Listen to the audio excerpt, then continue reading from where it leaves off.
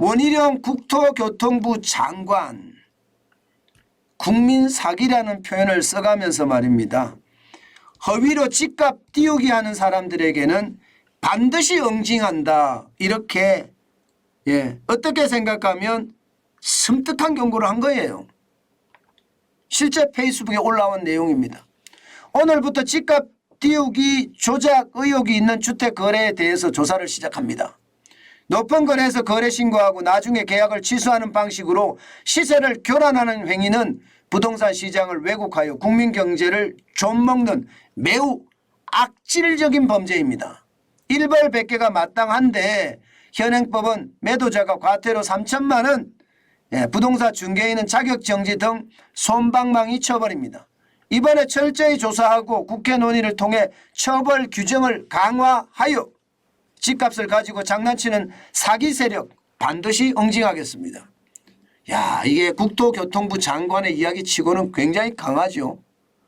이게 정치인이라서 그렇습니다.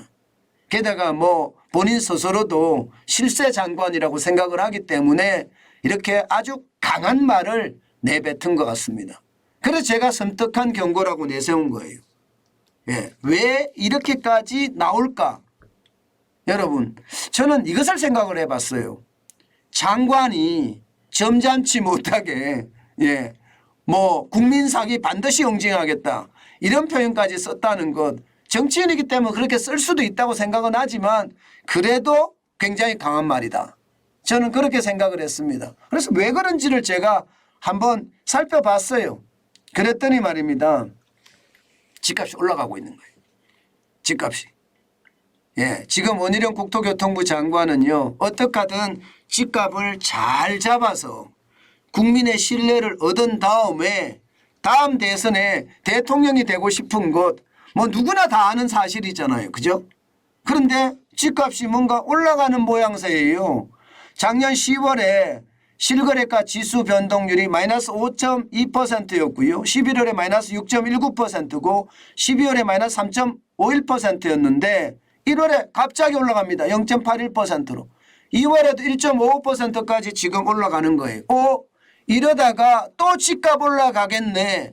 이렇게 생각이 되는 겁니다. 그렇게 되면 원희룡 국토교통부 장관 입장에서는 지금까지 집값을 잘 경착륙이 아니라 연착륙의 모양새로 잘 잡아왔는데 지금 다시 집값이 올라가면 도로함이 타불이 되나요?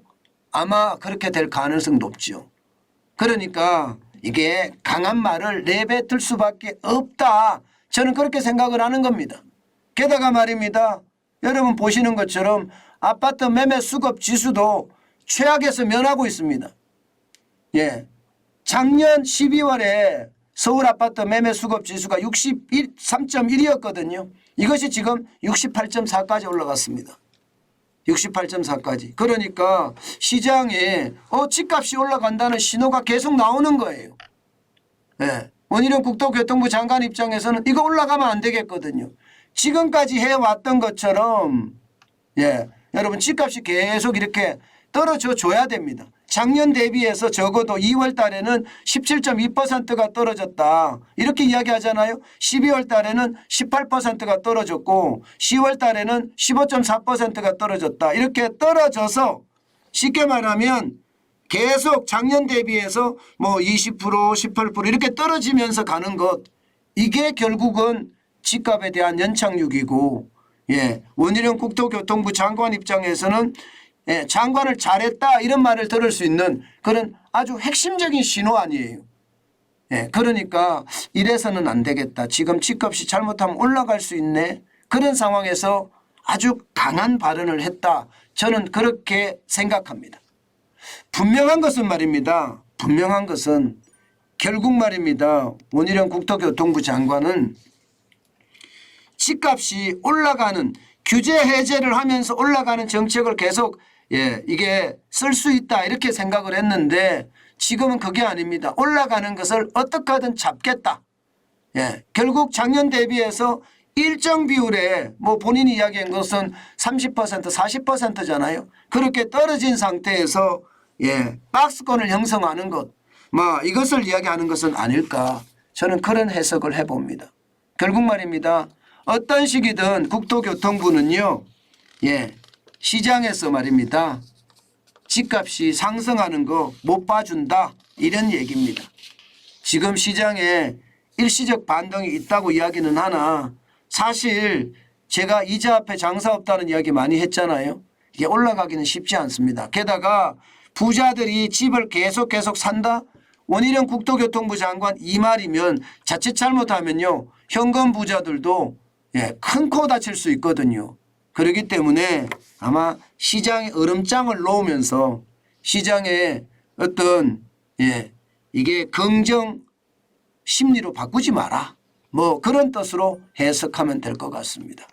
지금 장관에 대한 이야기들을 지금까지는 많이 믿어주는 편이니까 시장의 분위기는요. 아마 이게 떨어지는 쪽으로 방향을 잡지 않을까. 그런 생각도 해보고요. 핵심은요. 이자 앞에 장사 없다가 저는 핵심이라고 생각합니다. 그렇기 때문에 시장 전체의 어떤 분위기는요. 당분간 이게 폭락은 하지 않을지 모르겠으나 뭔가 유지하려고 하는 힘이 시장에는 작동이 되고 있거든요. 이 힘이 아마 조금 더 약해지지 않을까. 저는 그런 생각 해봅니다.